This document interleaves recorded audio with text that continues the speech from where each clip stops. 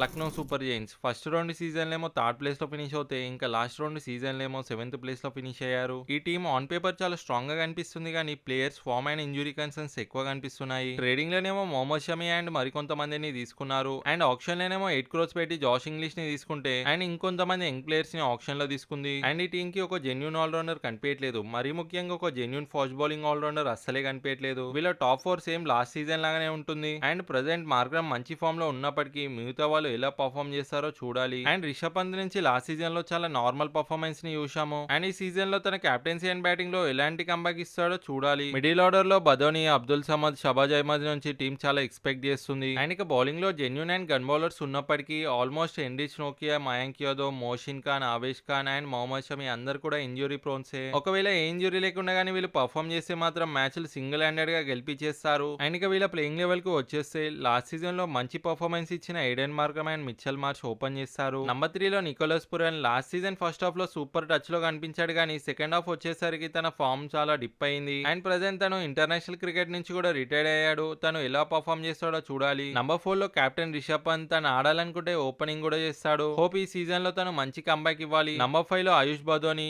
Number 6 లో finisher గా Abdul Samad, number 7 లో షబాజ్ అహ్మద్, నంబర్ 8 లో శ్రీలంకన్ ఆల్రౌండర్ అసరంగా. ఈ టీమ్ లో ప్రాపర్ ఆల్రౌండర్స్ లేకపోవడంతో వీళ్ళ batting lineup number 7 and number 8 కి క్లోజ్ అవుతుంది.